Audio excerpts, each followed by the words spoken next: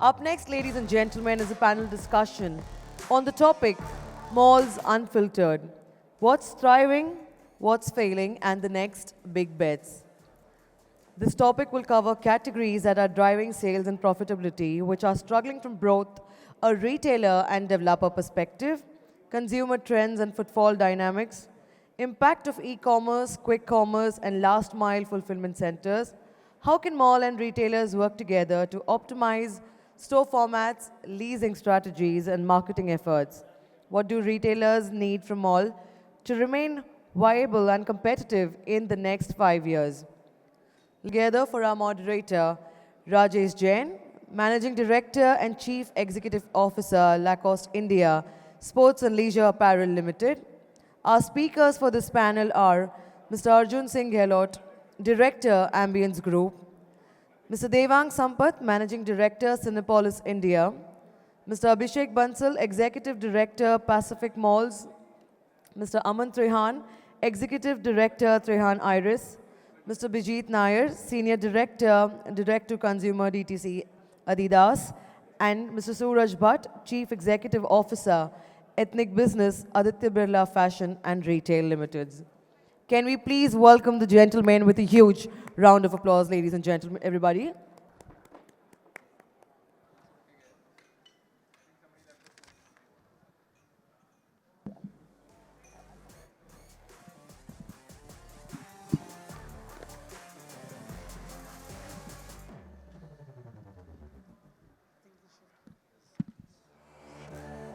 Warm welcome to all of you. Over to you, sir. There is Aman. Aman. Okay. Good afternoon, friends. Good afternoon, friends. Some energy. Good afternoon. Thank you. So, friends, this session about malls unfiltered.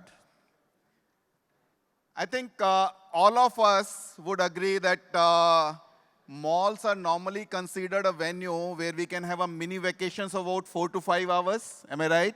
You have cinema, you have shopping, you have entertainment, you have F&B, everything. So it gives a... Hi, Aman. Please come. Please. But things are changing fast, isn't it? There are so many changes. The consumers' preferences are changing. The way malls operate, that is changing. The way retailers change, that is operating. Technology is bringing a lot of changes. So will that mini vacation in the malls will continue or it will change? Malls have a lot of strategy. Retailers also look towards the malls. They have their own strategy. But that strategy normally comes to us in a very filtered manner. And today, we will see that how that strategy, which is unfiltered today, from some of the leading mall developers in the country, and when we see the mall developers, retailers can't remain far behind. So we will have three different categories retailers, three retailers from different categories. We have cinema, we have ethnic wear, and then we have, who is the third retailer? Cinema and athleisure, Adidas. So let's hear directly from them what is their strategy given the current circumstances, given what is happening in future or likely to happen in future. So let's start with the mall developers first.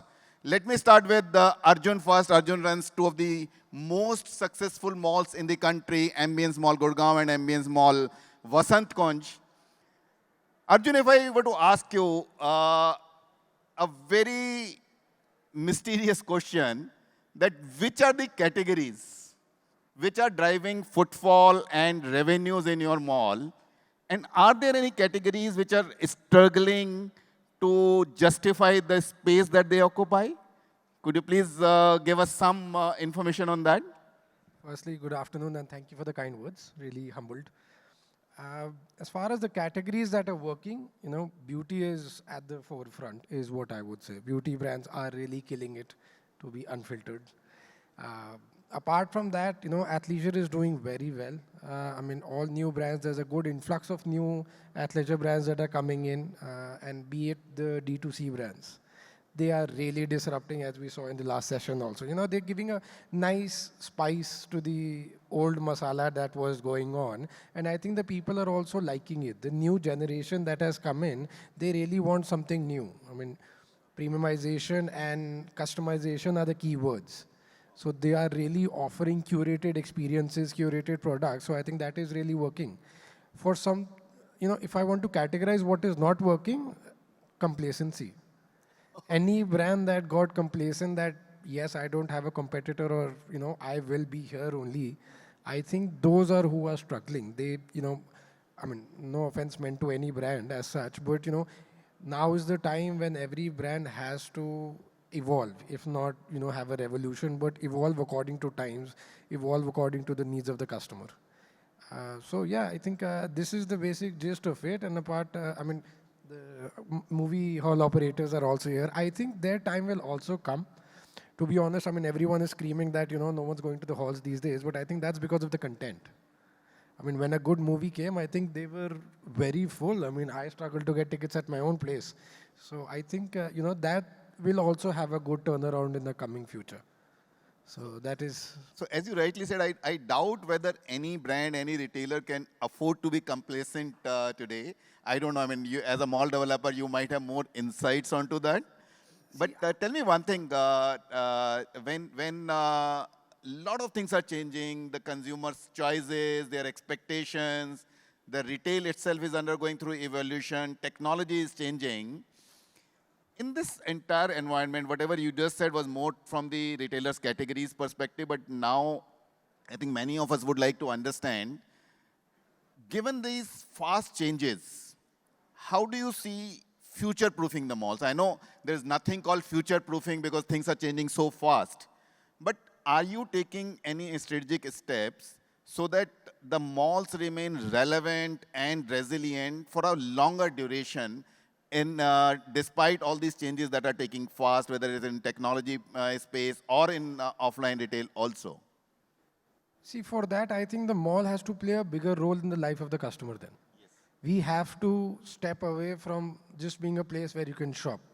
So what I, sit with my team and discuss, and I'm like, do not promote shopping. It might sound counterintuitive, but I think that is a basic need that we were fulfilling. We were already doing that. Pushing that more onto a customer would kind of drive him away. Here, don't just keep on shouting, shop, shop, shop, shop. He knows what to do. He sees the shop. That's the basic need that he will do. We have to play a bigger role on how to, give the customer more happiness, how to, make him justify that, yes, my time spent here will give me that happiness that I'm looking for.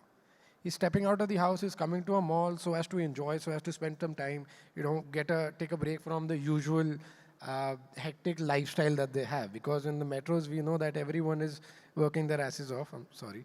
But yeah, they are. And everyone's working very hard and they want to go out, and they want to go out with their friends, or they want to go out with family. They want to have a nice time. They don't want to have any riff-raff. So, they want to come here.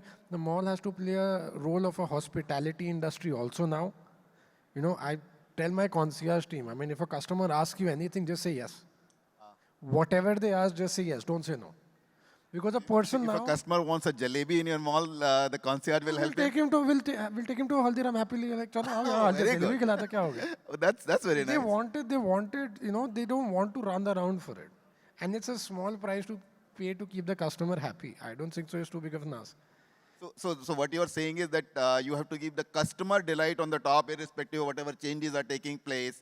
Customers will come back to your malls. Customer will continue to shop in the malls. Yes, when we are expecting the customer to shell, 50, 60,000 or maybe upwards of 1-2 lakh rupees in one visit, then you're at par with a 5-star hotel.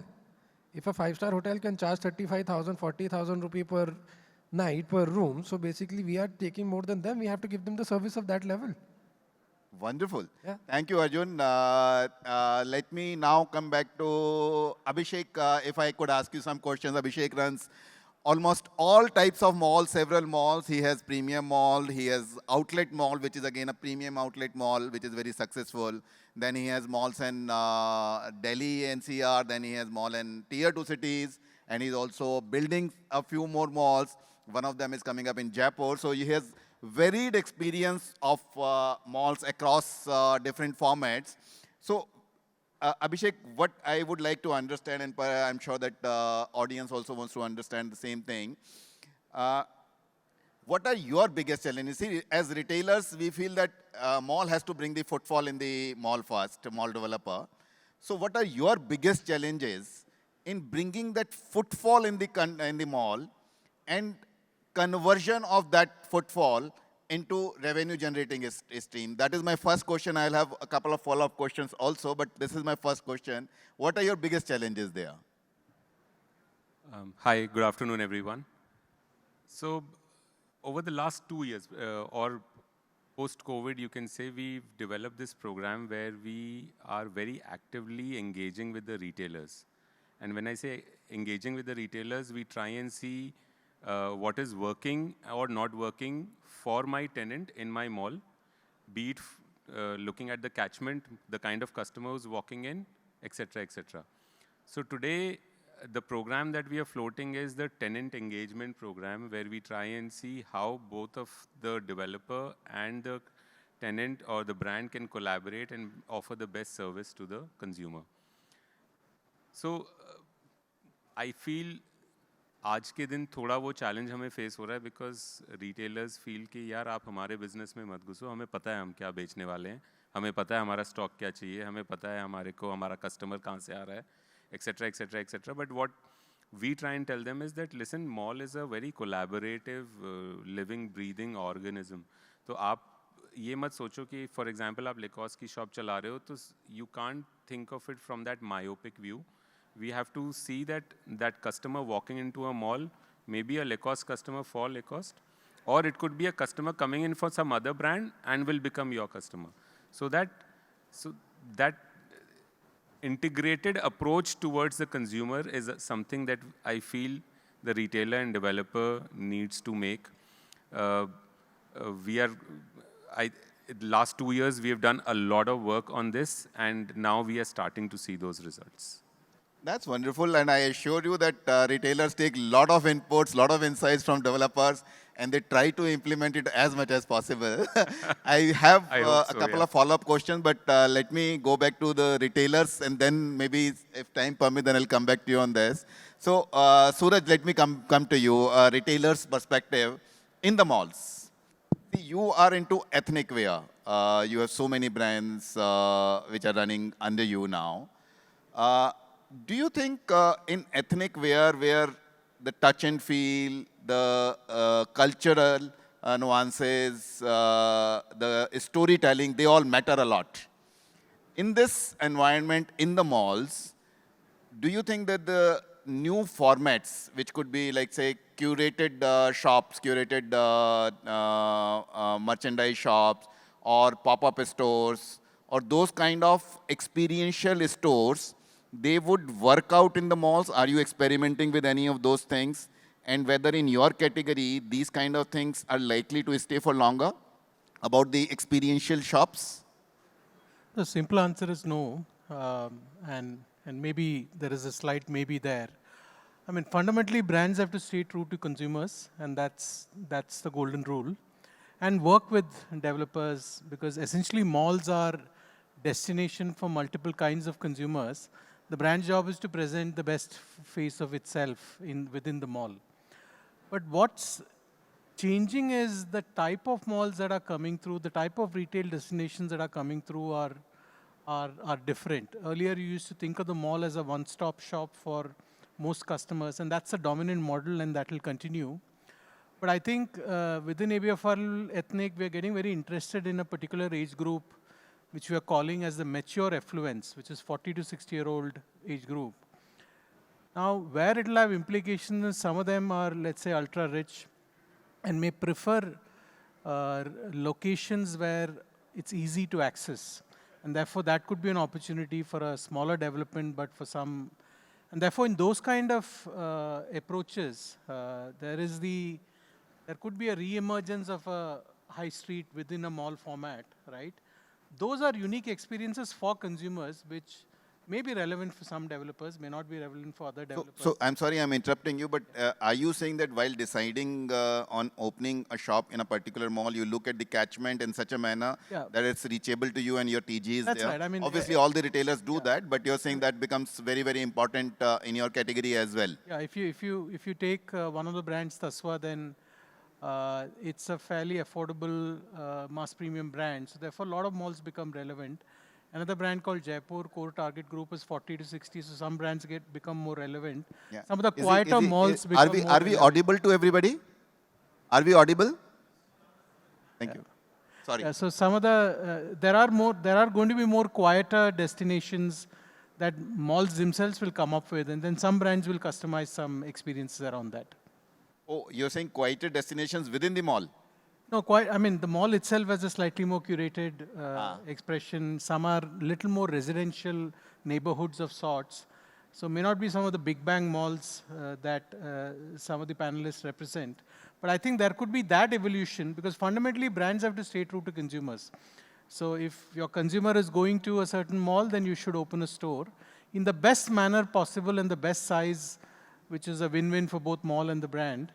But I think there are going to be more certain kind of developments which are more curated to what I'm calling as mature affluence, keeping ethnic in mind and my portfolio in mind, which is 40 to 60 predominantly women, right? They are likely to want to shop in slightly different occasions and they are likely to be higher priced and so on and so forth. Yeah. Thank you, Suraj. Let me come to Devang now. Devang, you represent a category which is close to heart for most of us, entertainment. But what we see that, especially after the pandemic, a lot of OTT channels came up. Do you think that because of these OTT channels or otherwise, how is the consumer's preference shifting from malls to OTT or vice versa? Do you think that is impacting your business in the malls? I'm talking about mainly malls because this particular session is for malls. And that's the reason I'm talking mainly about the malls first. Oh, good afternoon, everyone. I think we keep going to Abhishek to tell us, please intervene in our category and give us input. How do we bring back the footfall? But on a serious note, yes, yeah, you know, there is an impact. There is an impact, but I wouldn't call it an impact of OTT. It's a behavior change which has happened. We are not competing against the movies which are there on OTT. We are competing with the entertainment space available outside the cinema hall, which is, you know, a major, I would call it deterrent to how the viewing habit was. So the habit has changed for sure. This is something that we observed it for 1 year, 2 year, 3 year, and now we have accepted this is a new normal. This is something which is going to continue. If there were 100 people coming before, now there are 85 people coming. The big movies are becoming even bigger. The issue is with the small budget films which are not creating that hype, and that, you know, is not helping malls to generate the footfall like how we were, you know, feeding them month on month. Now, even those 85 footfalls which are coming are coming with too many peaks, with too less peaks and too many bellies. So during those bellies is something that we are working, as you know, that business is not in our control. We are basically a facilitator to mall owner to build a nice cinema, which is what we do, and then making sure that operationally it is nothing but the best every time a customer comes in. So we've started working with both mall operator and with the production house, who is the biggest stakeholder in our case, to understand the behavior. If Jawan and movie like Animal and Gadar, we were talking about, if they can, you know, do twice as much collection of what they were doing pre-pandemic, a similar genre of films, then how do you keep focusing on at least generating one of that film every month? Because people want to come. I mean, it's not that they don't want to come, but they want to come for larger than life content. And we are working continuously back with studios, both Hollywood and Bollywood, and also regional, to see that how can we keep the content flowing so as there are too many bellies which we can arrest and generate more footfall for the mall. So what you're saying is that the format would continue to remain the same, but the success lies in how you pick the right movies or the right movies come, and then you show it on your cinema hall so that the people would keep coming here. Are you particular about choosing the malls, that which malls you would like to be present in or which malls you would not like to be present in? Yeah, I mean, definitely mall helps the business disproportionately. I would say that after pandemic, let's say we've opened like 12 cinemas, but I mean, in the mall, like when we started NSP Mall in Pacific, I mean, that is now doing the highest collection in north of India for, not for Cinépolis, but for all India. I mean, and that only happens when you have a great facility, when people know that when they go, it's an outing for them. So a good mall with the right tenant mix definitely generate disproportionately higher admission than when you are at standalone. So building a cinema in an organized mall is going to be the strategy. And it's not about us picking the movies. It's like, I mean, we released 1,200 titles. On Friday, when we program the movie in a year, when we are releasing 1,200 titles, we can programming it on Friday, but on Saturday onwards, you know, it is the customer and the cinema manager who takes it over. I mean, it's something that is beyond control with the production house, beyond control with our own programming team. It's the cinema manager who decides that this is the movie which is performing, let's push out things and let's keep going with the performing movies. So that's how it works. Thank you, Devang. Aman, I would like to come to you now. Yeah. Although Suraj said that curated formats are not necessarily true or relevant for malls, but there are a lot of changes which are taking place now in the consumer consumer aspect, and technology is changing very fast. Yeah. Given this, do you think that you are either designing your strategy or making some changes in your strategy in such a manner that your malls will remain relevant for a longer duration and will take care of all the changes that are taking place in the country? And what kind of categories do you think will continue to work, and what kind of tenant mix you would like to have in your malls? So, hi, good afternoon. So firstly, definitely, you know, curated pop-up area where there are certain pop-ups which I definitely look at, you know, a big population of Gen Z right now. You know, there's a huge population which is coming up, and they are not very excited to go to different kind of malls to just, you know, maybe hang out or something, but they would like to see some new products coming up.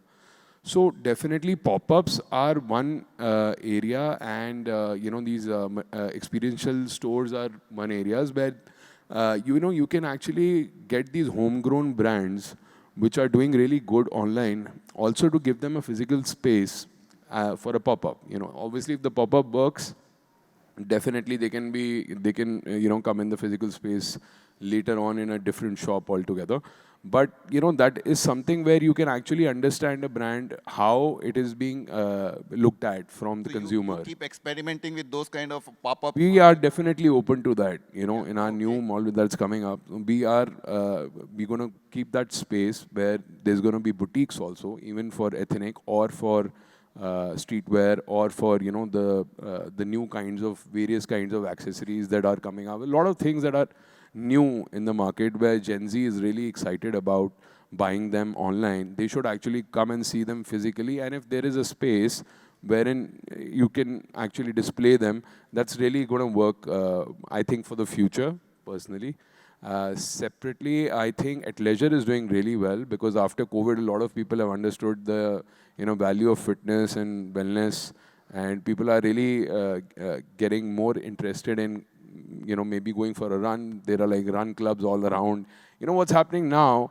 Like a lot of people are focused on getting fit. So, you know, that is one category which I personally really feel, because I work out almost 5 to 6 days a week. So I understand that is something that is a great win right now. And definitely, you know, entertainment is one thing which I feel, entertainment and food, both are real drivers for a mall. I feel that these two can really, you know, work in favor of the mall if done well in an organized fashion.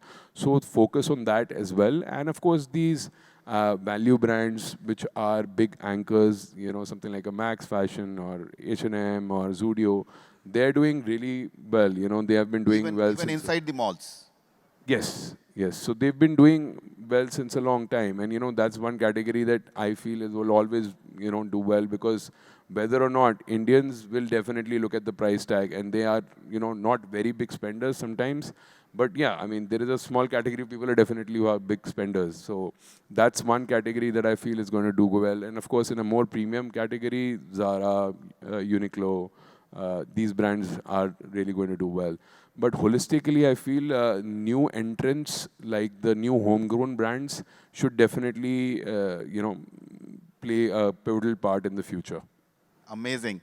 That's great. Let me come to Bijit now. Bijit, you are with Adidas, an athleisure brand, very lovely brand. We all respect that, and we love the brand. I will ask you something else. So developers said that retailers need to have the right kind of category. They have to drive their business. They have to listen to the mall, as Abhishek said. Retailers will have a different suggestions. insights, I would call it. Retailers have a different story to tell. We saw that, especially during the pandemic, after the pandemic, a lot of collaboration is happening between the developers and retailers. It's not that we are on different sides of the table. I think personally I can say that in most of the things now we're on the same side of the table. We want to bring that customer delight so that the customer footfalls also come and then they convert into revenue also. From your perspective, can you name, let's say, one or two things where developers and retailers can collaborate in such a manner that the customer footfall increases, that gets converted into revenue?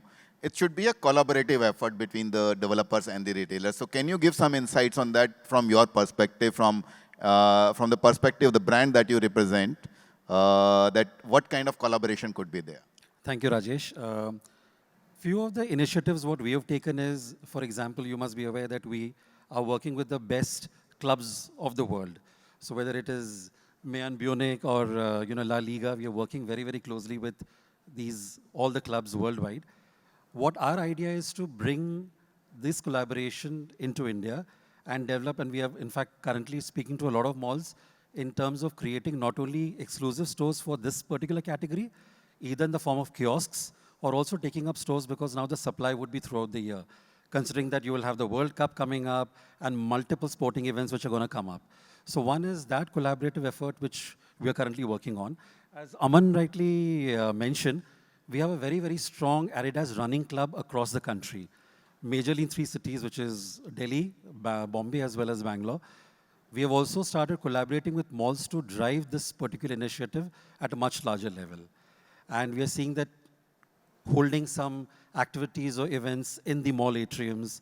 We have done that in Bangalore. That has also resulted in a lot of footfalls coming to the mall as well as to the stores. So does it, I'm sorry I'm interrupting you. Yes. Does it mean that there is a collaboration in the sense that there is a co-branding kind of a thing with the malls, that's saying that so-and-so mall and Adidas running this marathon? I wouldn't call it co-branding, but we are leveraging their social media platforms also of the malls. Plus, we are getting a lot of spaces within the malls as well as hoardings, which we kind of amplify this entire message. The third is on the customization bit. So now cricket being so big, jerseys is something which we are really, really selling very well around the country. So one, we have tied up with the quick commerce guys, but also with certain malls, we did some kiosks. So that has also worked really well.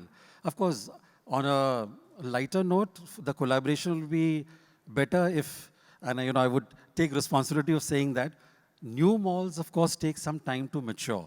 So if you have a larger holding period in terms of the commercial angle, that will also help brands to kind of settle down better, whether it's in the form of a longer PRS period, those kind of activities also we are talking to malls currently. No, in fact, Bijit, I would just like to tell you here, because we have experienced that the malls do support when there is a longer gestation period. Abhishek is sitting here. In fact, they have been supporting quite a lot.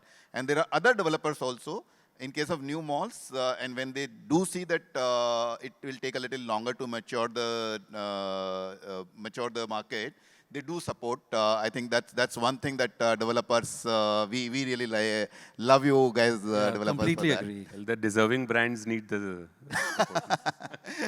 Thank you, Abhishek. Though I don't have much time, but I have two questions. One, Abhishek, from you, and that's a question I think many of us would like to understand. And then if time permits, I'll ask one question from each one of you. That one question from Abhishek from you, and I'm sure that Arjun and Aman can also have the same view.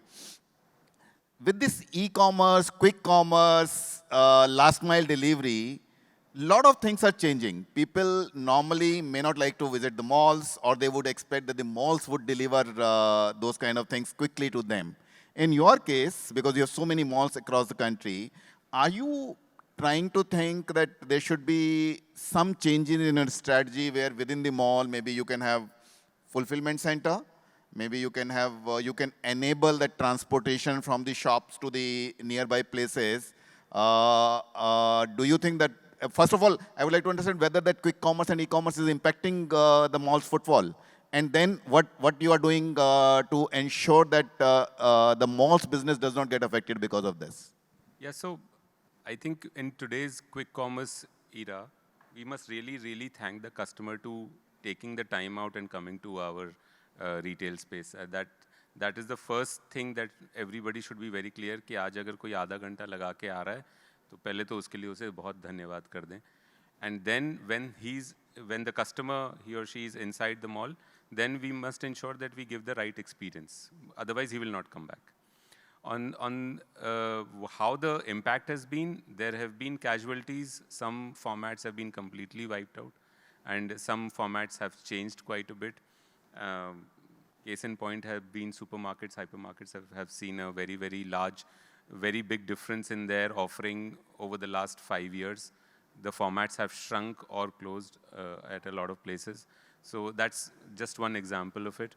And otherwise, from logistics perspective, now when we are designing new malls, there is a full logistics area we are designing where the area could go up to 50,000 square feet also. Wow, and that's for all the categories or some particular categories? That's for multiple categories. It is not just, and when we design logistics, it is just not about people coming from outside and picking up stuff and going, but we are also now trying to see how best we can utilize the retail space on top. So for example, a footwear shop may need a larger storage space, but it would also mean that the lesser the lag time for him to bring the product up to the customer, more important. Because footwear mein chahiye zyada storage. So those things now we have also slowly learned with the retailers, and we are trying to build logistics where it helps the tenant who's sitting inside the mall also for pickup and delivery from outside the mall. So the areas to these storages and logistics have increased substantially, and in the coming times that will also become one revenue stream for shopping centers. But that's amazing. So what you're saying is that instead of fighting with those guys, you're collaborating, you're enabling that how the customers get service, whether they come into the mall or not come into the mall. There is no two way about it.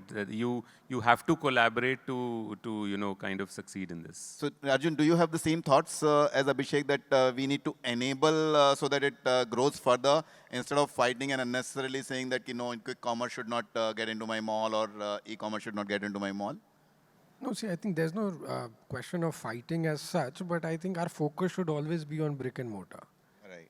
I mean, the main, the bread and butter for us is brick and mortar. So yes, if that, while working on that, e-commerce can be enabled, why not? But I mean, I would respectfully, I know, he's allocating 50,000 square foot for that, but I think the opportunity cost for allocating 50,000 square foot for such a thing might be too much.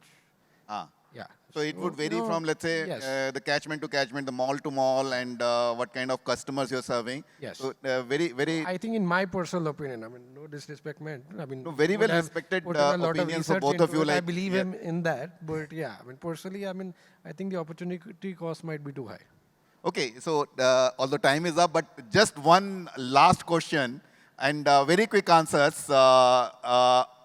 If each one of you were to reimagine the mall business today, what would be one thought that you would like to change? Very quickly, maybe 1 or 2 sentences only. If you were to reimagine the mall business today, would you like to change anything that is existing today? Let's start, Aman, from you. Very quickly, only 1 or 2 sentences. So, again, what I was talking about, because these new homegrown brands are doing really well right now. I know of kids who have really made it really big in a short period of time. I think we should give them a chance. We should give them certain spaces as pop-ups or experiential stores or maybe, physical shops to, actually understand, because this is what the Gen Z is going after. They don't want the old schools. Wonderful thought. You want to give opportunity to the new entrants, to the new Gen Z guys. Wonderful thought, Suraj. From a retailer's perspective, if you were to reimagine malls, what one thing you would like to change? I think it's the oldest thing, just to how to stay dynamic on zoning and yet be consistent, keeping customers in the constant evolution of brands. Okay. Zoning and consistency. Bijit, your thought process? I think the collaborative effort we would like to continue. In fact, I was speaking to some of our developer friends that now, of course, viable clean real estate is limited. We want larger spaces, so support us, yeah. Very good. I think you love that thought of collaboration, and so do I. And so do developers, I'm sure. Abhishek, your thought on this? I think what we've learned over the last 10 years, what I would do better now is better designs and more sustainability. I think these two things for the future I would... Sustainability, when you say you're talking about the CSR perspective, ESG perspective, or? All of that, all of that. Oh, Of that's course, wonderful. Green building, platinum rating, and how you're building. I think that part of sustainability, of course, CSR is a portion of that. And the other large thing is whatever we have learned over the years in terms of design and the whole design of the mall, be it ingress, egress, or otherwise customer movement, and what the look and feel is, what the heights are. I think those things are a big learning over the last. That's amazing. So you're saying even the global perspective is similar these days. Yes. So that's wonderful. Your perspective, Devang? No, I think in order not to be repetitive, India retail is not going anywhere. Globally, retail has sustained, and we hardly see a very minute percentage of India population. The economy is growing.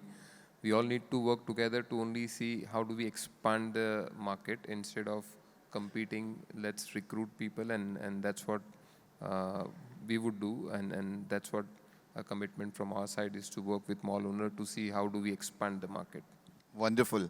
Arjun, your perspective, if you were to change one thing in the malls, if you were to reimagine malls? I would have made them bigger. Sorry? I would have made them bigger than what they are. Ah, okay. Very good. Bigger and better and new design. So maybe Abhishek and you share the same thought. Aman has a thought of giving opportunity to Gen Z. Wonderful. Do I have a time for one or two questions? The organizers, Srima? Okay. No? Okay, one question, audience. Anybody has any question from any of the panelists? Anybody? Great. So everybody has got so much of insight that they don't need to ask any questions. Great, insightful session, friends. And thank you very much for being part of this session. I personally got a lot of new insights. Thank you very much. Thanks. Can we have a big round of applause for them? Thank you so much, gentlemen. That was indeed an intriguing conversation on retail developers and development. Thank you for your time and for joining us and sharing your insights. Can we please have a huge round of applause?